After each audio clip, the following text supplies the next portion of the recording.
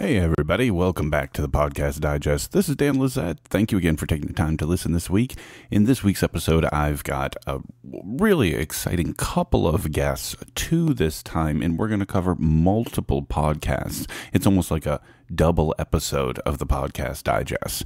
This week's show features not only Jason Parsons, you guys know him better as the Angry Ginger from Podcasting 101, from 7 Days of Geek, and so many other shows that we're going to end up talking about, but also Grant Markham from the Stranger Conversations, from 7 Days of Geek, and many other enterprises as well. So we talked about a huge range of history of podcasting with these two gentlemen, their current shows, their previous shows, their thoughts on the independent podcaster community, and they both have excellent stories to tell, from marketing, from launching a show, to retiring a show, to working with co-hosts, and so many other great stories. It was really an honor and privilege to have them both on the show at the same time, and I think that the conversation benefited from having them both. So I hope you enjoy this episode of the Podcast Digest. If you do, share the show with a friend, and wow, would a review on iTunes be greatly appreciated. Without further ado, let's bring on Jason and Grant. And thanks for listening, folks.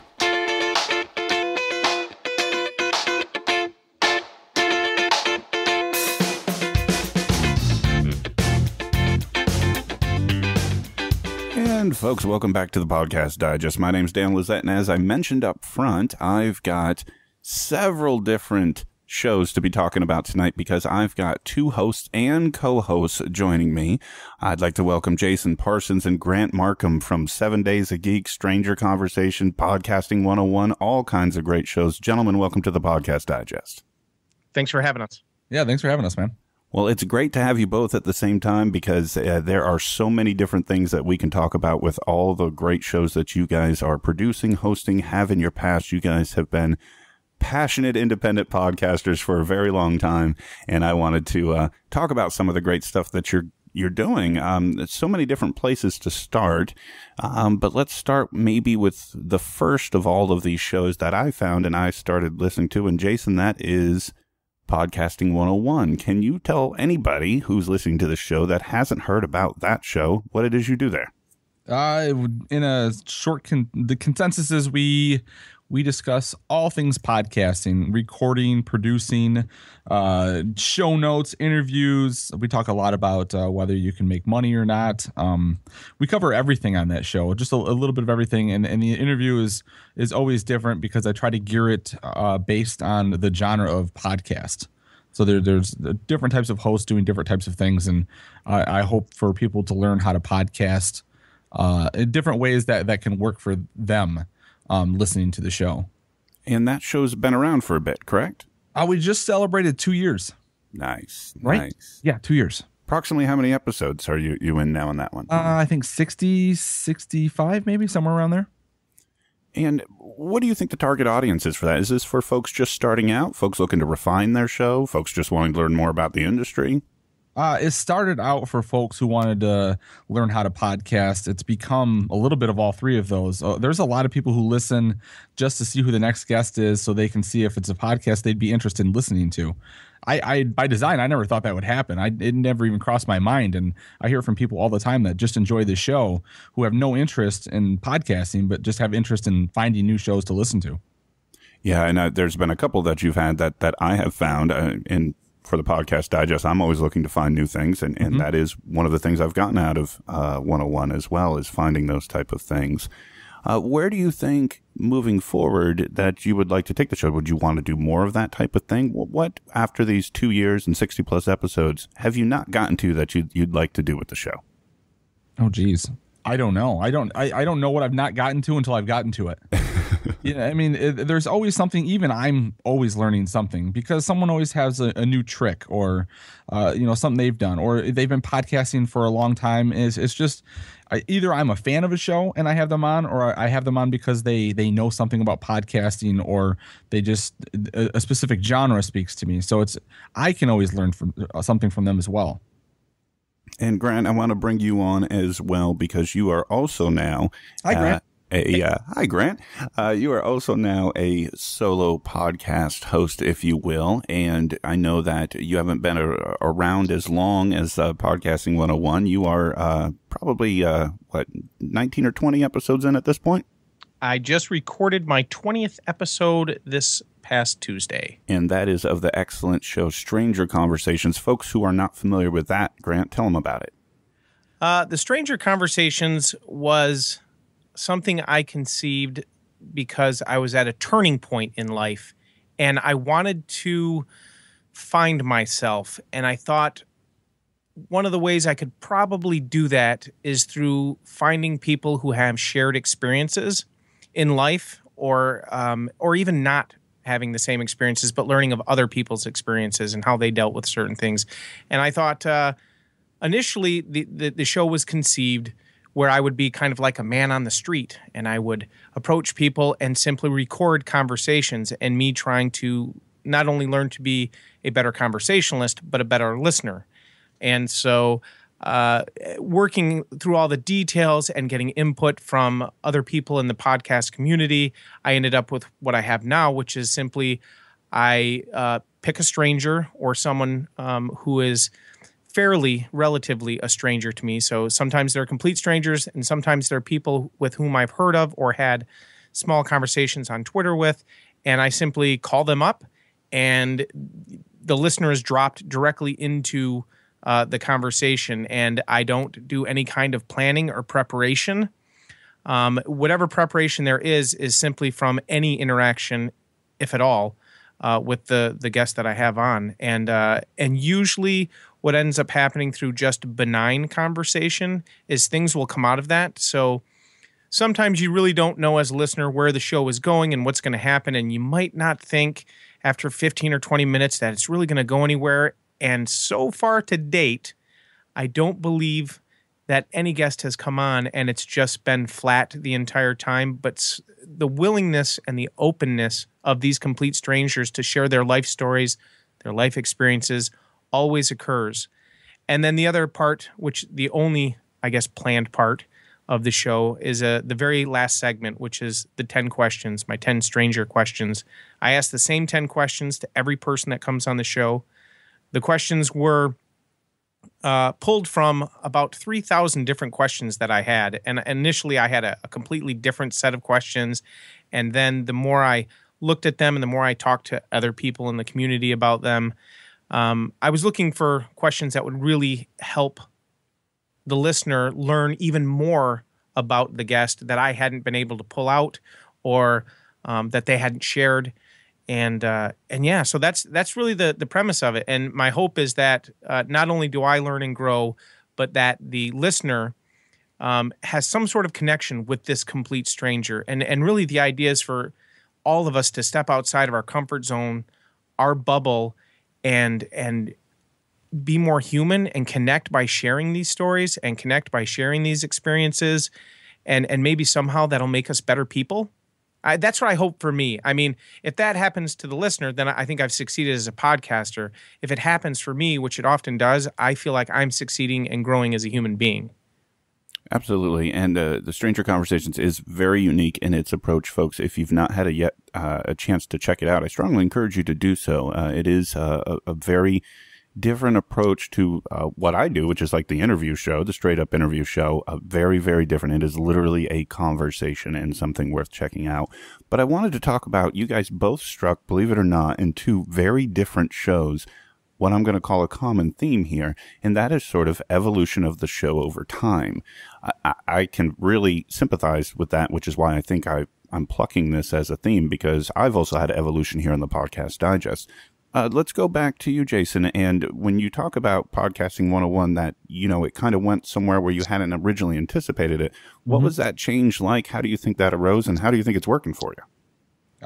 That's one of the things we talk about in this show is, and I've even talked to Grant when he was building his show. With the first 20 episodes, you don't expect, or you don't know what's going to change. And I've learned to expect that something is going to, through doing several different shows. I don't remember what the original question was, but it's sort of, Go ahead. Tell me the question again. About how the show had changed over time, and how do you think that happened and how it's working for you?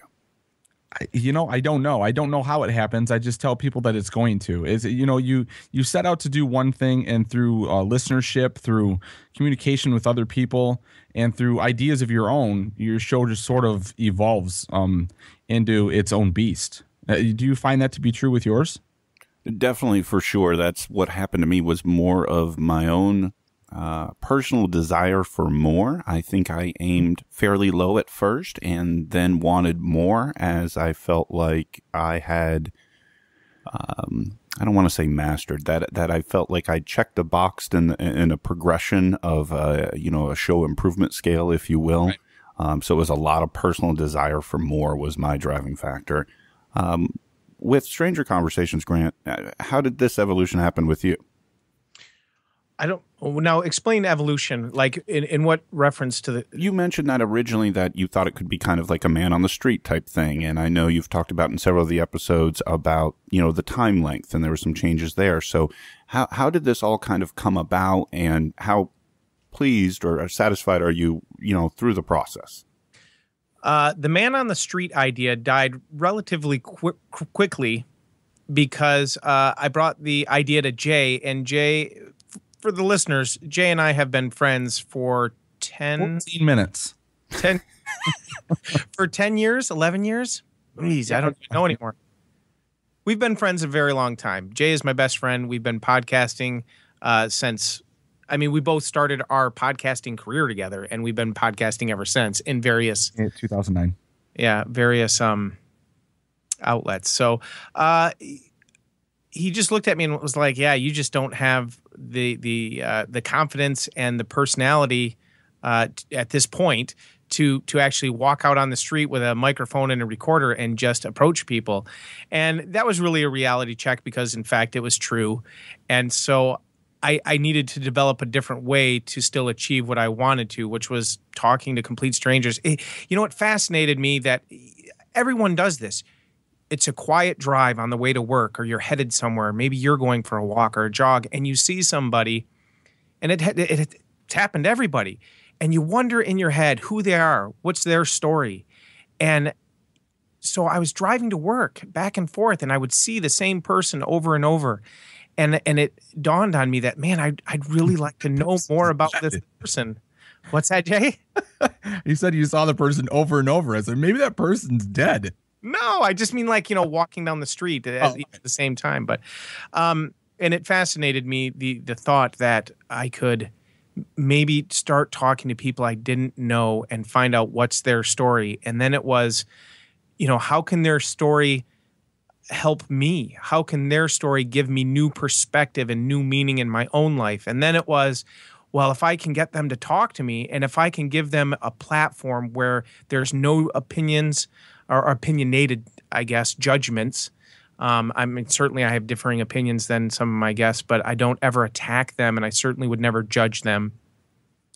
That the listeners then would vicariously through the program and me get the same experience, the same response, I guess. And so that's where the show is 20 episodes in. But as you're well aware, Dan, because you've received some of the emails where I send out asking questions and just trying to get a better feel for where my show's at with professional or I guess better podcasters. I don't know what word you want to use here, Dan. But I think my show is still going to evolve more. In September, I'm going to Rose City Comic-Con in Portland, Oregon with Jason. There you go. And a bevy of other podcasters. And that is actually going to be the first time that I do attempt the man on the street with a microphone and a recorder, predominantly because I'm going to have what I consider a large group of friends around me. So maybe my anxiety will be curbed a little bit. But so I think if I can speak for you, I think a lot of the evolution with your podcast happened beforehand. You were in no rush to put your show out. And I think you did a smart thing. It's one of the things I'm sure Dan has talked about and I talk about on Podcasting One a lot is take your time and really try to build your show. Yes, it's going to evolve and you need to be prepared for that or be aware of things that you could change. But you were really smart in trying to find out what exactly you wanted to do with your show, and you built it slowly, and you really worked on everything that you wanted to do in the background before you ever even recorded. Yeah, I guess I did, but I think that was part of like the obsessive compulsiveness and the anxiety of, putting something out and, failing from the start. But now I'm in the throes of like, okay, is my show good enough? And I do believe there are things about my show I need to change. One of the things we talked about pre-show was I don't do an intro. And my thought process behind that has always been, okay, what if you just were sitting right next to two people having a conversation about something meaningful? Certainly you would listen in and to be very voyeuristic. And there you were, the fly on the wall. And for me, that's great. And I believe for the guest, it's great as well. I mean, there's a good banter and rapport. But I think for new listeners dropping in on any given episode, that might be a little problematic when all of a sudden, there's intro music and then bam, you're right in the middle of a conversation versus me doing a little bit of explaining. So that might be something that evolves once I find the right words to open my show with, I guess. But I don't know where else it's going to evolve beyond where it's at right now, because I did this for me, and I really am just kind of trying to share it with other people. I feel really blessed and lucky. Well, I think you're doing a great job, and I think all of us, and I know I've heard, Jason, you talk about this on Podcasting 101, is that there is this idea of constant improvement, and there is this idea of, evolving and changing through whatever the driving force is, whether it's self-reflection, whether it's listener feedback, whether it's you just wanted something new to do something different for yourself, or whatever the case may be. And any exercise that any podcaster who's listening to this undertakes in that vein, I think, can only be effort well spent. I wanted to talk a little bit, because you alluded to it, Grant, when you gave your own intro of Jason, which I probably should have, so thank you for that, about that history and this long history of podcasting and podcasting together that both of you had. Oh, it's long. I want to hear about episode 1, show 1, and what that road to launch that thing looked like. Jay, you want to take this one? You mean episode 1 of Podcast the Motion Picture? Sure. If that was the first one, I want to hear this story. Oh, man. Where do you want me to? You want to start with me going up to Grant at work and saying, hey, Grant, let's start a podcast. And Grant looking at me, what the hell's a podcast? Start right there. All right, that's what it was. I had found Kevin Smith started. I'm a huge Kevin Smith fan, and I used to read his blog. Was it My Boring Ass Live and then My Life? And he started doing a podcast, and I was like, "What is a podcast?" I asked the question too. So I went to iTunes, and maybe he had launched his second episode, but I'm pretty sure I caught him right there on the first or second. And I started listening, and I immediately would search iTunes for, because I'm obsessed with movies, and so is Grant. I would look for movie podcast and anything I could find, and I would just start listening to all these little independent guys making their own podcasts, and that probably lasted a few weeks. I'd walk around work and everyone would get mad at me because I had earbuds in my ears. I never heard them. Grant would yell at me all the time because he could never have a conversation with me. So that's when I was like, you know what? I've always wanted to have a radio show. Like as a kid, I always thought it'd be cool just to talk into a microphone and have a radio show. So I went up to Grant and said, hey, let's start a podcast. So that started off us down the road of course, with all we did at work and all we still do at work is just talk about movies, movies we've watched, movies we want to see, news about a movie that's going to happen, and we cast it, just anything. So that's what we turned our show into. So not knowing anything about podcasting, I went to the library and I got Podcasting for Dummies and The Idiot's Guide to Podcasting. Oh my God, that's right. Yeah. And I read one in one night. And the next day I brought it to work and I'm like, Grant, we're doing this. Here, you got to read this book. And he looked at me, he was like, I'll tell you what, you read the book and you figure it out and I'll record with you. So I went home, I read Podcasting for Dummies next. And I knew we needed a microphone. Libsyn was already around. So I think they must have been mentioned in there. So I just went to Libsyn and we created an account. And we really didn't have much of a formula, I don't think. We knew we wanted to talk like trailers that we saw in the movie, and the whole deal was we would go see a movie and then come home and discuss it. No, it wasn't Libsyn. It wasn't Libsyn, right? Yes, it was Libsyn. You can still look up Podcast Motion Picture and see the episodes, but you can't get the files, right? Right. And that's some other like podcast alley company that just happened to grab them and hold them. But because the RSS feed is down, you can't listen to the episodes. But we use Libsyn. One of the things I want to interject with in this little story that Jay's telling is I moved to Grand Rapids at 28 or 29, just married, had no friends. I had to quit my job in Lansing, and I got a job at Best Buy working in the media department, which is at the time when CDs were all the rage and digital subscriptions were just coming out and people could buy DVDs and whatnot. That's what we did. We sold DVDs and movies and CDs to customers. But that's how Jay and I met. And literally, we would spend 90% of our shift together, hanging out, walking up and down the aisles, not selling shit to anybody. And we found this, this common affinity for entertainment, our love for it. And come to ask for a DVD. Well, what's this movie with this one person? And Grant and I would battle of who could figure it out first. Yeah, with the least amount of details. That was the big thing. Like the least amount of details, and whoever got it won. That was always the winner. But that's how our friendship really started all those years ago. So, and then the podcasting idea came about. So you guys read these books, get these microphones, sign up with Libsyn, and make this first recording. What was that like? What did you guys think of it in the end? Did you feel like you were about to be superstars? No, there was no microphones. We went to Radio Shack and we're looking for microphones, and there's this little desktop microphone in a box, and it was like an orange box, and on the side in big white letters it said podcasting. So I told Grant, this must be the microphone. It says podcasting right on it. Nice. So we dropped down like $24.99 and went back to the house and plugged it into the USB port, and we recorded an episode. It was very strange at first. I think Grant, we were about 2 inches from each other's face trying to talk into one microphone. Yeah. And it was like talking into a tin can. The sound was terrible. And we had to lean in and lean out, and then the next one would lean in and lean out, and we just try to have it's strange. I mean, you did this too, but you've been on microphone for years as a DJ, so it probably wasn't as strange to you, but right. Other than like the only microphone I ever talked into was like a telephone. Right. So leaning into this microphone and trying to have a conversation that, in the back of your mind, you're completely aware of every word is being recorded. So if you're an idiot, you're going to come off as an idiot. Now, I've grown over the years to realize that I'm an idiot, and I'm happy with everyone listening to that part of me. But it was a very, very, for me, it was a very, very strange thing to get used to. But instantly, it was an addiction. Yeah, without a doubt. And that lasted 7 or 8 episodes. I got to tell you, though, if I saw a microphone that said podcasting on it, I'd have to buy it. Oh, yeah, they fooled me.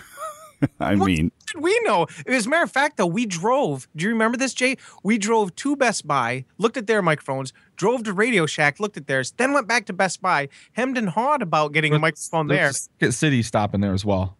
There was. Yeah, you're right. Yeah. But the Best Buy microphones didn't say podcasting on it. So. Right. The same damn one, it was, but it was. But that sort of that quickly led to us going when we went to the last podcaster standing was the crappy sound. I mean, and not everyone back there 7-8 years ago had great sound. So, but that was something that Grant was really a proponent of before I was. I was like, content. Let's just get stuff out there. Let's get good at it. We can always get equipment. And it quickly, that was the reason we went 5 episodes. Was like he's like, no, we need to do better than this. And that's when we sort of learned. You can buy a soundboard. You can get really good microphones and we figured if we were going to go at this, we were going to go at it right. And that was my question is, how did the first one, the one that you said lasted 7 or 8 episodes, how did you guys come to the decision to retire it? Because of the audio. Yeah. We both were enjoying what we were doing, but we knew that if we wanted to have any kind of an impact and we wanted to, I guess, put out the kind of show, we both had to agree to give each other what we both wanted. Jay was really consistent with content and building a show, and I really felt that audio was important because that people are spending their time listening to us. I didn't want it to sound like we were in a hollow tin can. I didn't want it to sound like it was cutting in and out all the time.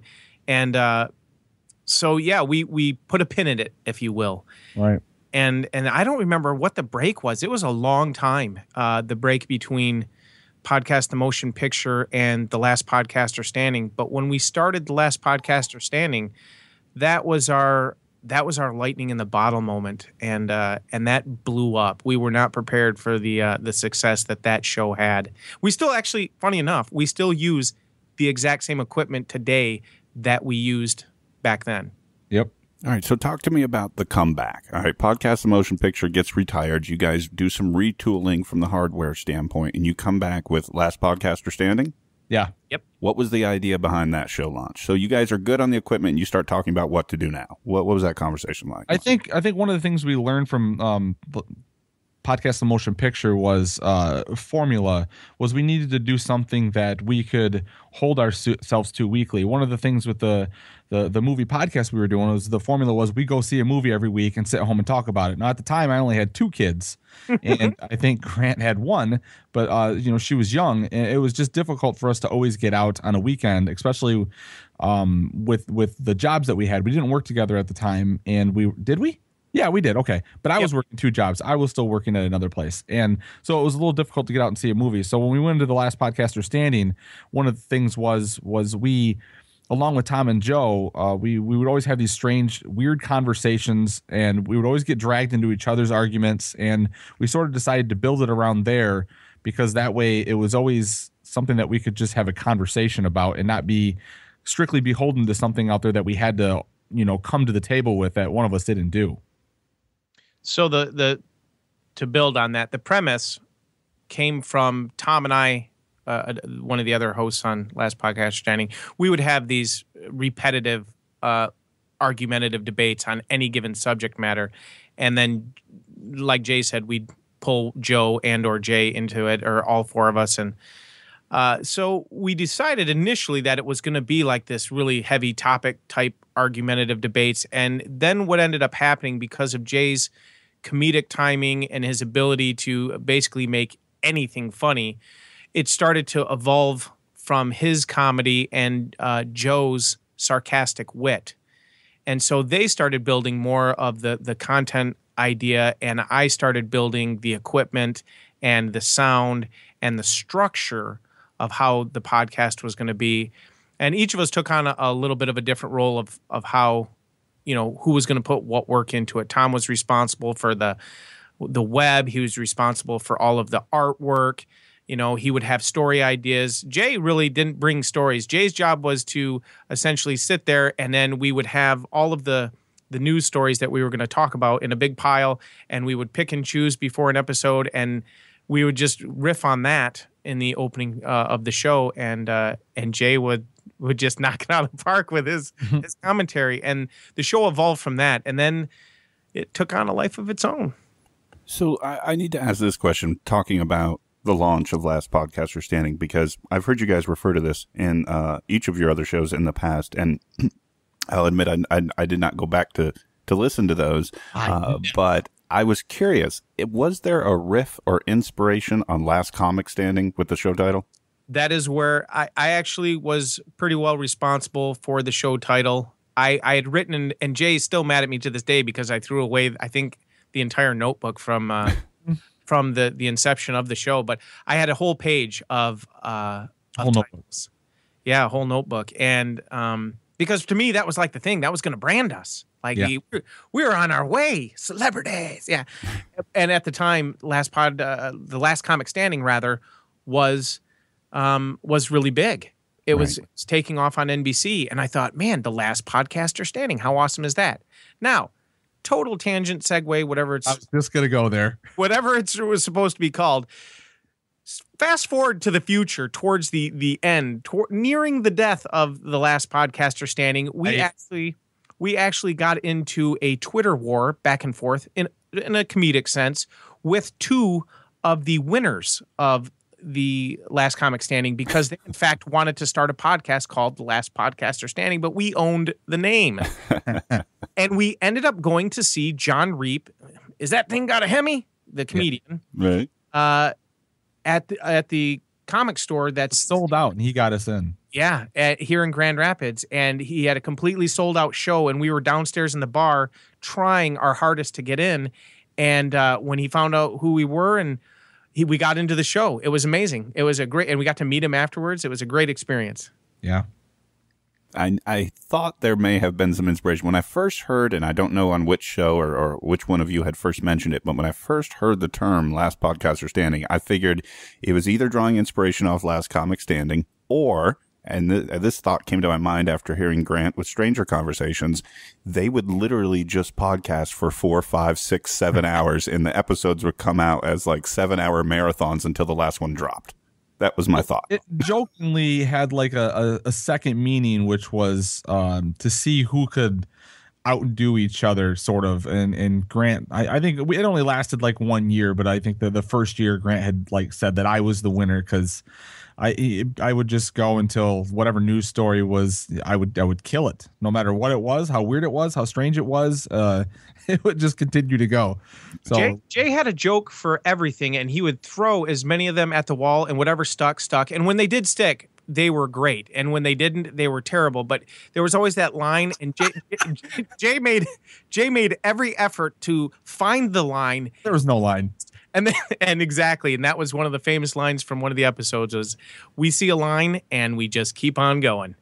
I would be remiss at this point, if I can interrupt myself. Don't be remiss. To not mention that there was a fifth member of the Last Podcaster Standing. She joined us on the 20th episode and continued to be a cast member until the very end, and that is Stephanie, also known as the Google Goddess. And how many episodes did Last Podcaster Standing go? 76. 76. And what was the story behind its retirement? Oh boy, you got another show hour here. I'll sum it up. I think I do the best job at that. The simple fact is there was too many chefs in the kitchen. There was a lot of differentiating ideas. I was changing as a person, and so the content that we were putting out evolving. What's that? I said you're ever evolving. I'm just saying I essentially the content that we were putting out, I was becoming less and less comfortable with. It was very adult oriented, sexually graphic, and not that I'm against any of that stuff. It's just that wasn't the type of entertainment I wanted to do anymore. At the same time, another cast member was being forced into retirement from his personal life. And so the show was just taking a downward spiral, and we all just agreed to hang it up at that point. And frankly, even though we were never famous or pro podcasters, I think we went out on top. I can tell you without a doubt that if you listen to all 76 episodes, you'll learn a little bit about everybody, but you will pretty much learn everything there is to learn about Jason and I. It certainly tells our story. And if you listen in order, which there's a couple people who have done that over the past couple of months, and we've gotten a lot of feedback, which is nice. But it's basically plays out like a rise and fall of a VH1 behind the scenes. Yeah. We actually on the 7 Days of Geek, we did a 117, I believe was the number. We talked for about an hour in depth behind the scenes stuff and how the show, it wasn't meant, like every once in a while we just go back to it. I mean, it's called The Last Podcaster Standing. It still deserves to be that because it just won't die. We just can't let that show go. So the retirement of Last Podcaster Standing, was that the on-ramp to 7 Days of Geek? Yes, it was. Well, yes. Unintentionally it was. I was going to, when I started 7 Days of Geek, there were things happening in the background. I wasn't quite sure that TLPS was going to end, but one of the things that I wasn't on TLPS was my very, very geeky side. I mean, there's definitely me in that, but I didn't get to have that all the time because a couple of the other co-hosts they just weren't that type of people or to have that type of conversation. So 7 Days of Geek was sort of brought out in order to do that side, to be a different type of podcast. And then as that was coming out within a mere 3 episodes, I think, TLPS died and 7 Days of Geek carried on. And this is still active today. How many episodes and counting? Oh, God, we just recorded 121 last night, but it's not the 121st episode. It's actually the 195th episode. Okay, explain.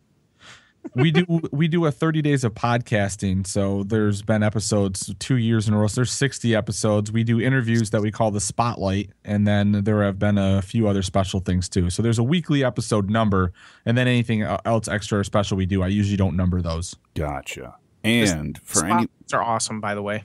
Right. Well, that's where I was going next. Anybody who is not familiar with 7 Days a Geek, who wants to give them a rundown of what they can find if they are hitting the subscribe button right now for that? Tell them, Grant. When you're listening to 7 Days a Geek, you're going to get Jason and I and Bacon and Jeremy and Oz, especially in the earlier episodes, all waxing philosophic on entertainment news, movies, trailers, TV, comic books, cartoons, just pop culture geekiness, nerdiness. As the show has progressed, some of the front players have dropped off a little bit because of life responsibilities, and it's usually Jay, myself, and Jeremy, and occasionally Bacon and Oz will pop in and out of any given show. And actually Oz does side projects with Jason. That's really funny. We do a lot of little side projects for 7 Days a Geek. We've done radio plays.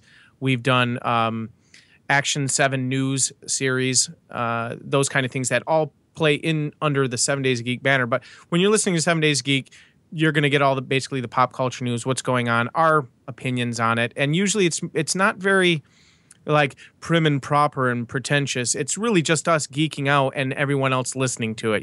That's what you're going to hear. My favorite part of the show is the episodes where we have landed a celebrity, and by celebrity, I mean a celebrity, and they agree to come on the show, and then we get to talk to them like they're normal human beings. Again, it's not a pretentious type of conversation or interview. It's just you're sitting down. It's not like they're making their rounds on the red. No, we don't want that at all. No, so we don't ask like the same formulaic questions. I mean, certainly they're thrown in there, I think, occasionally. But we've had the luxury of talking to Christopher Kubasik, who was responsible for writing a lot of role-playing games in the late 80s, early 90s. He was also responsible for the Hulu exclusive series with Xander Berkeley called The Booth at the End. We've talked to Christopher Leone, who just wrapped Parallels, which is a movie that you can watch on Netflix. It's kind of a pilot, backdoor pilot for a series that he's working on. We talked to who else, Jay? We've talked to comic book creators. We've talked to cartoonists. One of the coolest ones. Correct me if I'm wrong, Jay. This might podcasting 101. Who was the psychologist that did the Netflix documentary about DC villains? Oh, geez. She does a podcast called Arkham Sessions. Her name is, it's escaping me right now. I put you on the spot. You did. I don't want to say her name wrong either, but yes, she does. She does a podcast called Arkham Sessions, and she was in that documentary. And it's a very, very intelligent look, a different type of look at Batman. She actually will study the villains and Batman himself and Bruce Wayne, and she gives theory as to why these things happen, or it's a very great show. Dr. Andrea Letamendi. I was just trying to look it up. Yes. Yeah. So she actually got to come on the show, and we talked to her, but she had also been asked to do a bit role in Netflix's A Necessary Evil, which is a look at all of the DC villains and break them down and how they're created and the psychology behind them. We just talked to an actor from Parallels, and all of a sudden his last name is escaping me. Why is that? Eric Jungman. Yeah, I always say it wrong anyway. Yep. We've had a lot of great guests. So the spotlights for me are probably my favorite aspect when we do get them. We've actually got an actress from Better Call Saul coming on the show soon, which is fantastic, since not only does Jay do all the podcasts that the listeners have been hearing about, he also does Better Call Saul, a fan cast for the TV series. So kudos to him. Mm-hmm. Great show, by the way. Let me ask you this, both of you. In this whole progression, the podcasting history of you two so far, It sounds like to me, and I'm not just basing this on episode counts, although that's obviously one strong supporter of this statement. It seems like all along with the previous show efforts, you guys were ultimately trying to make a 7 Days a Geek. It sounds like this was where you were kind of evolving to the whole time. Does that make any sense? It does make sense. I mean, I never looked at it that way. I don't know if Grant would agree, but I think that, yeah, I mean, to a sense, I guess it's where I'm most comfortable at. Yeah, I agree. I mean, on a subconscious level, I guess the way you worded that, Dan, then yeah, absolutely. Because really all we're doing is playing to our strengths and our passions outside of our normal jobs and our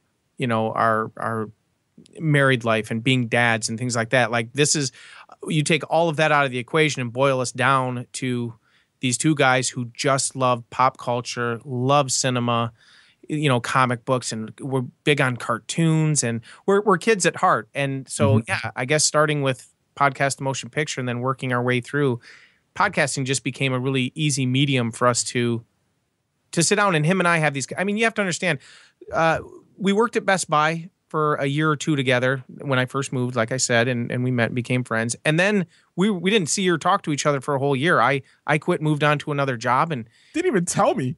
Jay, wow. This is true. It was not a happy quitting. It was a I'm unhappy and quitting kind of leave job. So, but then I got a job working for this company, and about a year after, here comes Jay walking through the door. And it's like, Jay, what are you doing? He's like, oh, I got hired in. I'm like, are you serious? And we've worked together ever since. And every day it is, hey, did you read that article? Hey, did you see they just cast so and so? And it I don't know. It's a great thing that we get to do this, and we get to do it because we love it. You know what I mean? And that was where my question came from when you guys were describing those conversations on the aisles in Best Buy. It sounds like this is the podcasting extension that you were trying to get to, but the first couple iterations couldn't quite hit it right. But you guys ended up with a title and a format and an approach that allowed you to bring all of that in and deliver it for 195 episodes so far. Yeah, absolutely. I would like to say too, for the record, 7 Days a Geek is 100% Jason's creation. This was his baby. He gave birth to it. He nurtured it. He puts in. It was a 10-pound podcast. He puts in the most work. He has the most passion, desire, and drive for it, and it is a great representation of who Jason is at heart. And overclipped. No, I don't want anyone, because you've used some verbiage that people could mistake as me having a part in that, Dan. And I don't ever want to take away anything. That's not fair. Cause I mean, like, you have a part in it in the fact that we work together and talk to each other, like you building the Stranger Conversations. Same thing. We're in the aisles. We're discussing things. I mean, I would never take credit for anything with that show, but I mean, I was certainly behind the scenes discussing things with you, and 7 Days a Geek grew the same way. Like I went to you asking you if we should talk about this or this, and 7 Days a Geek, I mean, it was built for two things. One was I really wanted a reason for my friends to come over and have conversations. I missed hanging out with them, and Grant and I, it's just, I mean, 7 Days a Geek, out of anything, is just Grant and I in our conversations, and it probably, if I have anything to say about it, it always will be. Like, I love everyone that's on the show. I never want anyone to leave. I struggle with, I have personal internal struggles, if you will, with people not showing up every week, because I really just love sitting around and seeing my friends and drinking a beer and having conversations. But at the end of the day, Grant is, we jokingly say we're married. I mean, it's like every day we are with each other, and I love the chemistry that I think that we have, and we hear from people all the time that enjoy it, and I think that's just one of my favorite things about doing this thing, and why that I love it so much is people get to share our friendship. I agree with that. I mean, it's weird to, I guess, be talking about it on Dan's show, but yeah, I mean, Jay's my best friend. We've been together, quote unquote, for as long as we have, and I don't think anyone other than my wife and a friend from back home know me better than Jay. And so it's just a natural fit for him and I to, and people love that, which is nice. Not everybody loves me. That's just the way it is on the show. My personality, my rants, what have you. But at the end of the day, people do like and do have an appreciation for Jay and I's friendship and our banter. And I think most recently, it must have been 117, right, Jay? Where we dropped for an entire episode, we didn't do any geeking out. There was no 7 Days of Geek. We put it out as a 7 Days of Geek episode. Right. It was really Jay and I just sitting down for the first time in a long time and having a conversation just about us. And it was an episode I'm really proud of, and I miss that part of our friendship. Well, what's interesting about it is, and I was just thinking about the dichotomy here. You're absolutely right, Grant, in terms of that interplay, that relationship is something that people are going to be attracted to as a listener. I've talked about it a lot with other hosts, with a couple things, with the guys from Moving the Needle, with Neil and Annalise from Dark Angels and Pretty Freaks. That all these shows. Yeah, it's so common. It's the interaction between the cast members, to borrow your term there, that so many people tend to latch on to and come back week after week. However, what's interesting is Jason with Podcasting 101 and Grant with Stranger Conversations, that's not there, right? You're trying to create that right off the bat. And that's sort of the same thing I do here with my interviews on this show, is that you are trying to, within a context of, an hour for Jason and I, or 3 hours for Grant, to come up with, an interaction that works. And how do you guys contrast kind of these two old friends that know each other so well, and that magic happens every time on 7 Days of Geek, but over on your other efforts, it's a totally different game? Like, what is that contrast like for you guys? If I can speak for you, Jay, because please do. Well, you often speak for me, and I thought this question might come up, and I thought, like a puppet.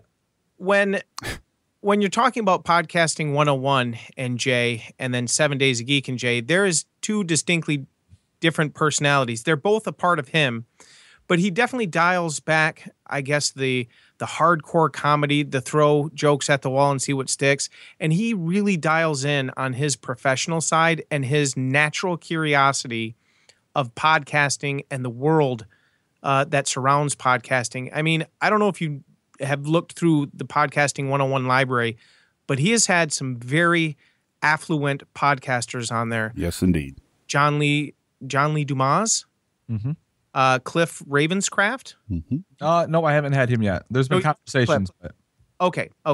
But some of the other, more affluent ones. But then at the same time, he has people you've never heard of. Might not even be a blip on your radar, but when he gets them on the show, you can hear in his voice this general, this interest, this energy, this desire to learn more about them and their process. And then along the way, one of the coolest things about Jay, and anyone who's listening to this that has ever considered making a podcast, he will give you every ounce of information that he's ever learned from anyone on Podcasting 101.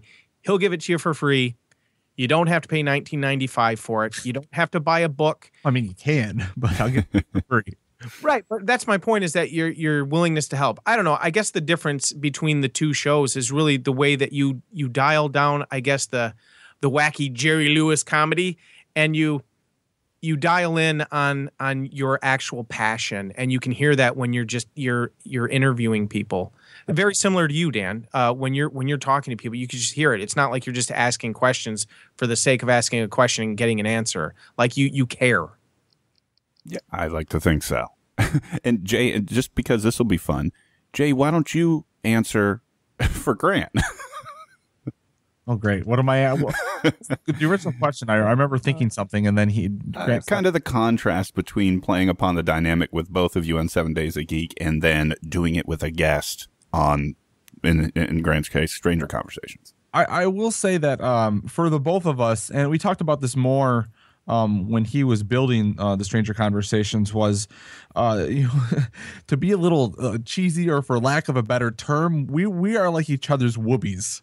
Podcasting, we've always podcasted with each other. So going out and doing podcasting 101, initially my idea of podcasting 101 was basically 7 Days a Geek, interviewing podcasters because I was so passionate about it, but quickly learning. And here's the thing for podcasters who want to start podcasting, things change. Here's one of them. They weren't as interested, the cast of 7 Days a Geek, as I was, like it was 7 Days a Geek. Like there were the four of us around the table and we would talk to them. It was always lighthearted and there was a lot of jokes. It was a lot of fun. If you go back and listen to, between the first 20 episodes, there was quite a few episodes where they were involved too. And those were fun. They were much different than the 101, but I had to learn to be without everyone and sort of do the interviews, and there was a big growing process there, and it was scary. Grant experienced the same thing. Starting the show, he didn't know whether he was going to be able to do a podcast without me, and of course I knew he would. He's a great interviewer. He's a great conversationalist. I think he's very intelligent. He doesn't give himself enough credit. He beats himself up more than anyone else does. But so I knew that he would have that in him. But it was very, it was a struggle for the both of us, only because we'd done it for so long. And now that he's doing it, I think he's gotten much more comfortable. He used to do the intros to his show for a few times, and he hated it so much because it is weird sitting in a room by yourself trying to talk to a microphone and entertain people. So that was the part that he left the show and went right into the interview. That's the easy part. And I think once you get talking, it becomes easier. But to be alone, I think, was a growing thing for the both of us. Back to the Stranger Conversations, Grant. I'll ask you a question about yourself and your show. Although I appreciate you guys playing the answering for each other game. That was pretty good, I think. Sure. Stranger Conversations, I think, and Jason alluded to it earlier, you did a phenomenal job in the show's launch in the sense that you sort of introduced the idea and then sort of started the promotion with the artwork, and it was almost like this great build-up. Looking back on what the beginning was like for you, and I'm not talking about the changes we've already talked about with the show, but kind of in the show's launch, its conception, its ideas moving forward, what do you think worked, and what do you think you might do different next time if you had another idea? Geez, well, that's a pretty heady question there. Kind of what I do. I don't really know what worked or didn't work. I mean, if I'm being totally honest, and I any answer I give in any positive light, I feel like I'd be pretentious well, I'll tell you what I enjoyed. I enjoyed marketing before I launched it by using my photography and trying to get people's attention. I'd put up a phrase or something and then throw out one of the pictures I was proud of taking. And I tried to associate my photography with the marketing of the show, because a lot of my photography is in fact strangers that I take pictures of with them not being aware. No. I use a very long lens, and what? Why is that funny? I stand on the sidewalk down the alley. She never sees me. No, it's just, I don't ever want the subject to be aware, because when I'm would you quit making me sound like a stalker? I don't know that he's doing it, Grant. Okay, listen. It's called street photography. The point is. The point is I wish she didn't have blinds. See, this is what he does. This is it right here. The point is to catch people in their natural environment. My God, this is ridiculous. You asked me. I couldn't help it. Oh, I need a diaper. At least I got Dan to crack. Professionalism right out the window. I heard that laugh, Dan. Oh, that's good. Well, it's all Jason's fault. I like taking photographs of people who are unaware, because you can catch them in a moment. You can catch them in a thought. You can catch them with a specific look on their face, doing something, a mother taking care of her child, or an old man sitting on a park bench just lost in thought, and I'm always looking for that moment and you miss it. Like if you don't, it's there and then it's not. And so I like street photography. I don't let people know that I'm taking pictures of them. And the idea that I'm taking pictures of strangers kind of fell into the idea behind the Stranger Conversations, that there was probably a part of me that was building subconsciously. Is the photography came before the idea for the podcast, and so that's when I started building it. What didn't work? I think what didn't work is, like, I have a horrible Twitter life. I don't tweet anything. I'm not like other people for the most part where I have anything intelligent to say, or I don't go online and copy philosophical, witty, spiritual sayings or quirky jokes or anything like I will see someone tweet something, and if I think it's cool or funny, or it gives me some kind of emotional response, I might retweet it. But for the most part, I'm there to not only market my podcast, but I'm also there to help promote and give exposure to other podcasts. And so I do a lot of retweeting. You'll notice I don't do Follow Fridays because I think, and while I appreciate people do it for me, it's not necessary, only because I think that what happens is, you do a Follow Friday and then you put 15 people's names in there, and then you do that for like the 90 people that you love and adore, the 1,000 people that you have in your Twitter following, and then that's all it is, just moment after moment after moment. So I try throughout the week to market and promote not only my show, but other people's show as well. The only thing that happens is that sometimes I feel like I see people doing it a lot for me and I miss them occasionally. So I have to go back and make sure that I'm giving them the respect and the help that they're giving me. But I don't know. You tell me, Dan, you were there. Like you were. No, what my feedback would be is I think there was a lot of people who got really excited about the concept, right? I mean, I think the concept itself stood on its own. I think it still stands on its own. I think a lot of people really like the idea that these are two people who don't know each other and they're about to change that. Mm-hmm. That concept in and of all the other stuff is great. The photography, the artwork, the kind of build that you did before launch and to the extent that you're able to now as well is all great and grand. But it's that concept that I think that will always have some form of longevity to it, always have legs. And I think that in and of itself is because you can literally go anywhere with this. A conversation between two people who don't know each other could be applied in so many different ways. I would like to say, now that you've brought that up, and that as soon as you started talking about it, I guess that's where it got away from me in the beginning. Was really the idea was it wasn't just complete strangers. I mean, even people can be strangers. For instance, and this is no joke, and everyone can just be flabbergasted by this knowledge. Until a month ago, for as long as Jason and I had been friends, never knew we went to college. Not a once. Never came up in conversation in all the years of our friendship. And that's when it struck me that, in fact, there are things about the people that you've known forever standing right next to you that you don't know. And I'll tell you why.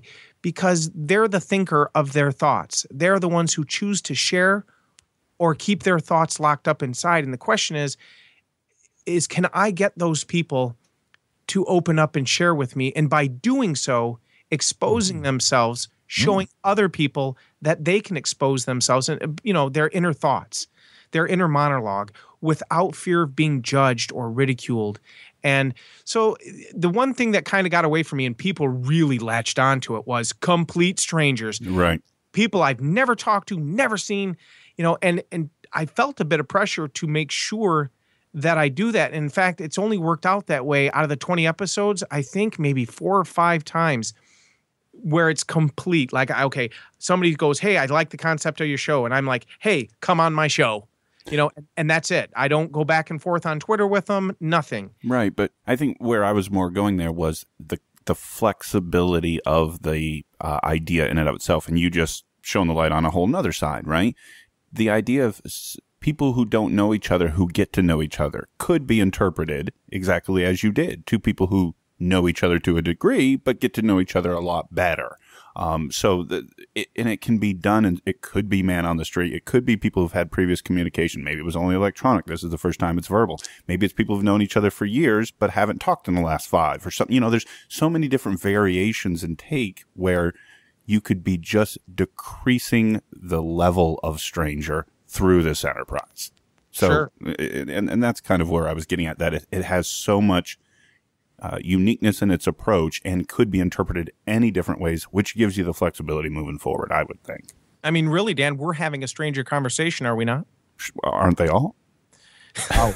Just blew my hair back. That's deep.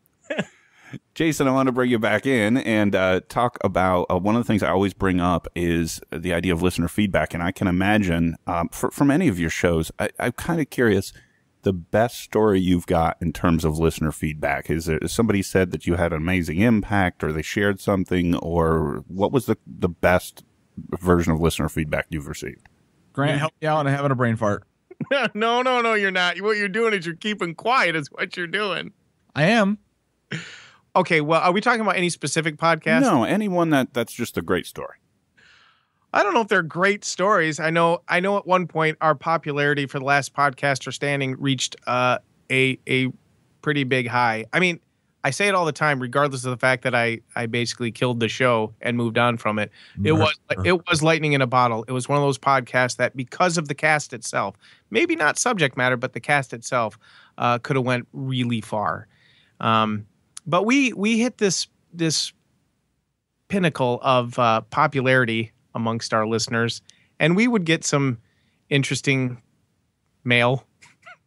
I guess it was Jay, are you going to bail me out here now that I've dug a hole? Or? Are you? Why?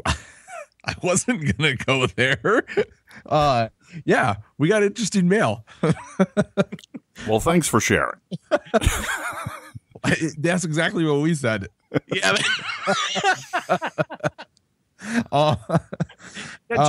Jay and I are both happily married with children, and so we got mail that we basically had to say, please don't send us any more of this mail because that's just not us. You had passionate female fans. I would say that is a good description. There you go. But I'll tell you, for being just young and I guess being in a podcasting environment, getting that kind of stuff, it was like, are you kidding me? Like, we're not really doing anything. It was strange, yeah.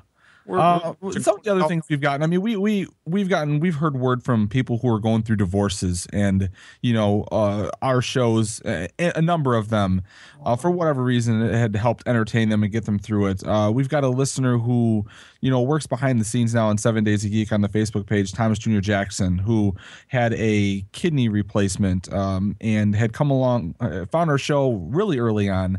And he listened to us all through his, trying to get healthy again. And he'd written to us and told us about, how we were there to, make him happy when he wasn't. We've gotten a lot of good and, and not always, it's not always those things that I find are good. It's just anyone who takes the time to listen to us for any number of hours or days, or they marathon us, or they hear us talk about TLPS, they decide to go back and listen to them. I mean, there are so many podcasts out there, and there are so many people in our circle who listen to a ton of podcasts. And for them to take any time out of their day to listen to us weirdos in Michigan, just be geeks and talk things, I mean, sure, we have that in common, but I mean, it's so appreciated. Before we go, Jason, we mentioned your Better Call Saul podcast as well, and then you've got another one, I believe, correct? Oh, dear God, do I? Participated in Gotham Nights. Right. What am I thinking of? With the dad? Oh, yeah. There's not a podcast yet. I do a dad blog called Deconstructing Dad. It was a blog, and I thought I heard you say once somewhere that it may turn into a podcast, or maybe yes. Oh yeah. Yeah, well, Jay has hundreds of ideas for podcasts. Jay would do a different podcast every day if he could. Do 2 a day. It's in the plans. There you go. I thought I'd heard reference. So what's the story with the Better Call Saul right now? Are we on hiatus, I take it?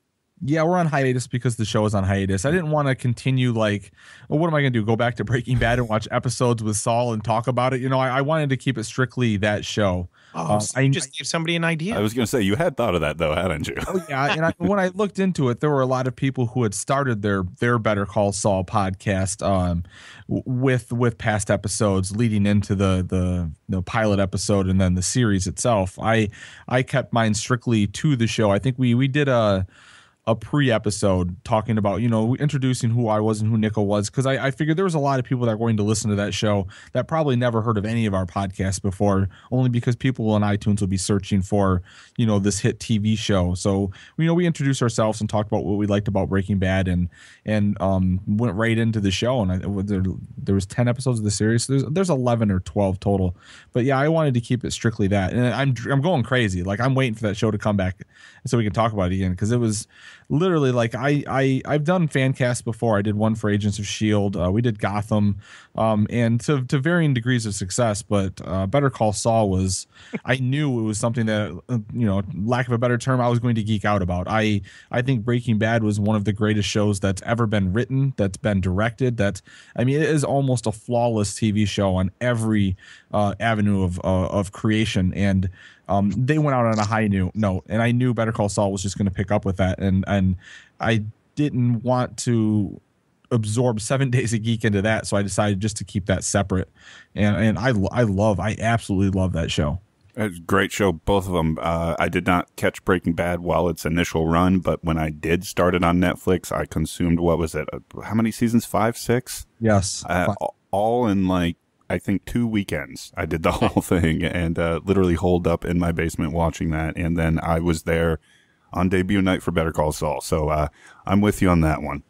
You mentioned, having that show in previous fan casts, and that's going to lead me into sort of the future for either of you gentlemen with your current shows, with future show ideas, not to divulge any secrets or anything, but what's the future for you two in podcasting?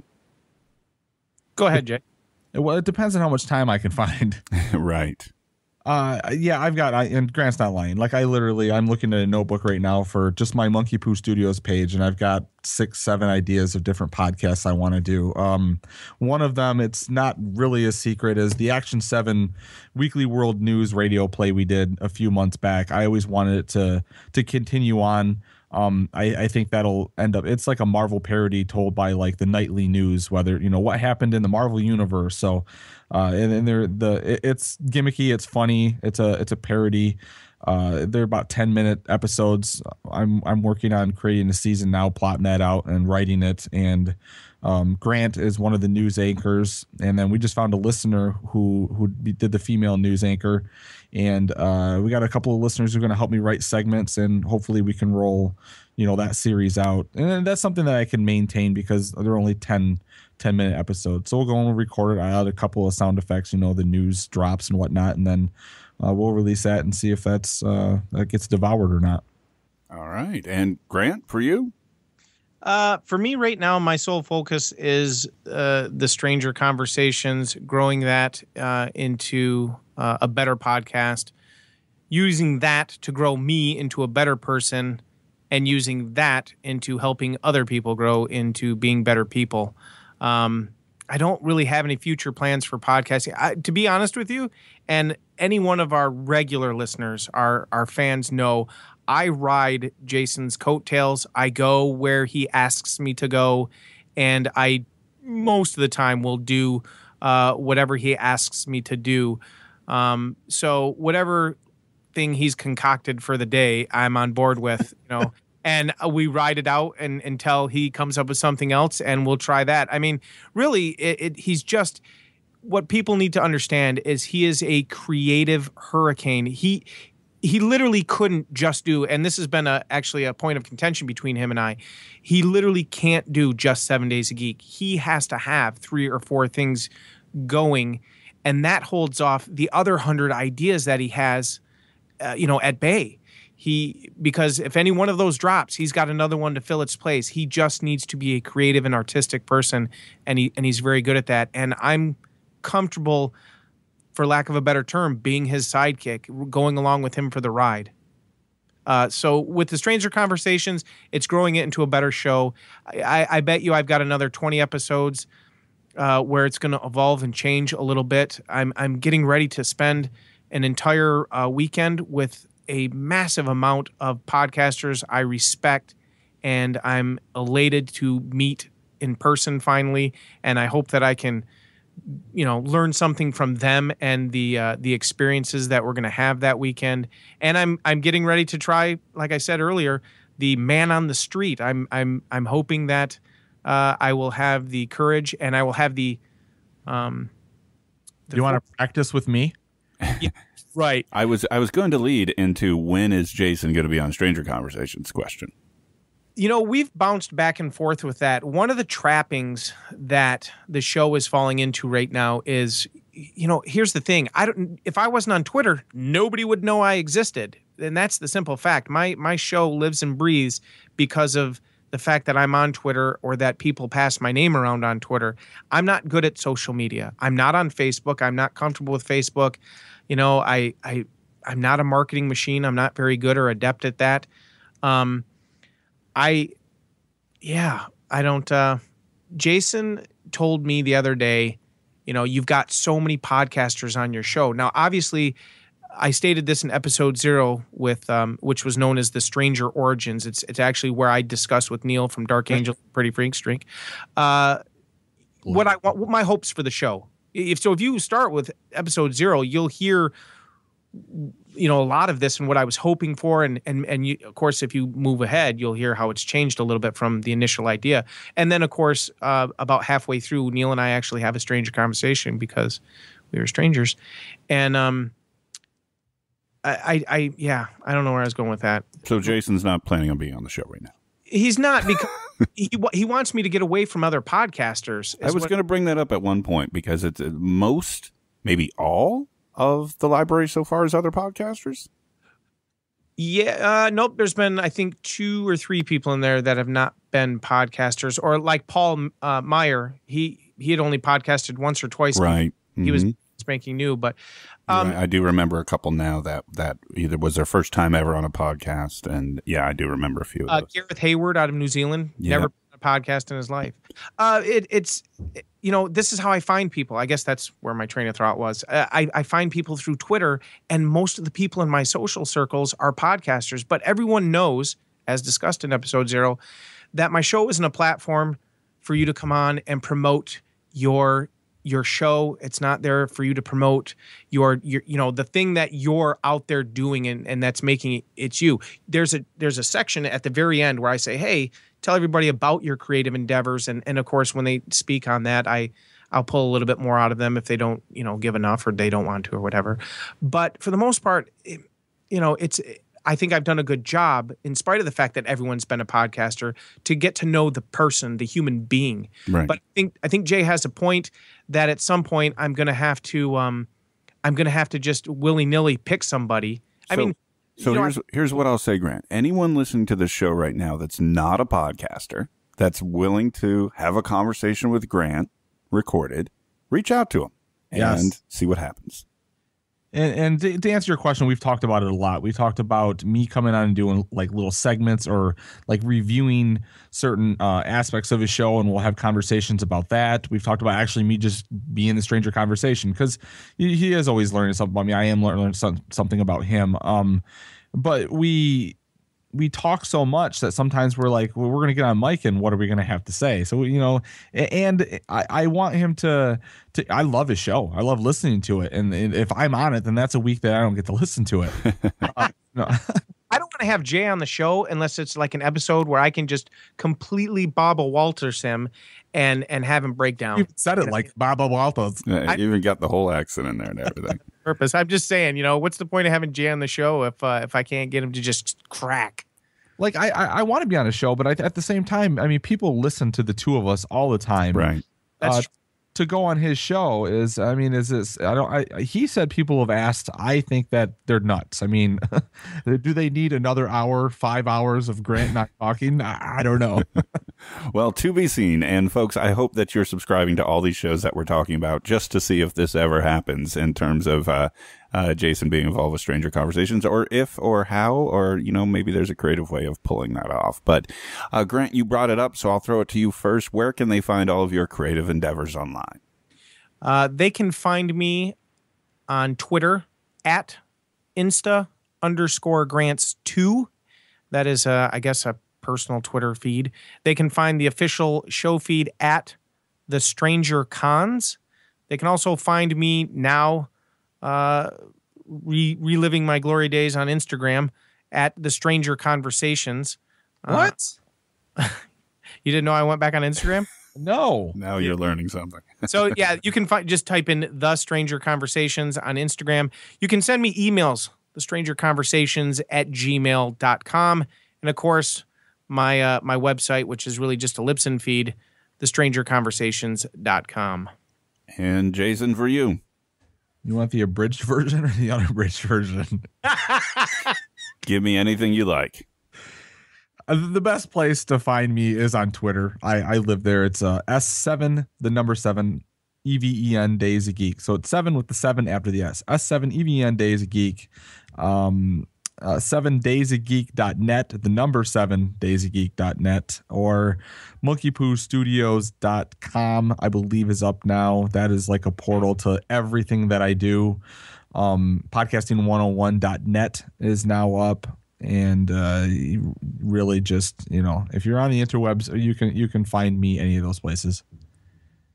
Well, I'll have all of this linked up in the show notes as well, folks. So if you have trouble finding any of this, check on your app of choice or at the podcastdigest.info for this episode and all the show notes there. Jason and Grant, thank you guys both so much for taking your time to join me here and talk about all the great work that you guys are doing. Each one of these shows could have been its own show. I feel kind of like I've cheated the system a little bit trying to jam all of this into an episode, but hopefully a few more people will find out about all of the excellent work that you guys are doing. I can't thank you enough for taking the time. Well, thank you for having us on. It was fun. Yeah, absolutely. And folks, that'll do it for this week here on the Podcast Digest. My name is Dan Lizette, and I'll talk to you again next week. Thank you for listening to the Podcast Digest. You can follow the show on Twitter @PodDigest. Like the show on Facebook at facebook.com/The Podcast Digest. Email the show feedback at thepodcastdigest@gmail.com. And you can find all the previous episodes and exclusive blog entries at the show's website, thepodcastdigest.info.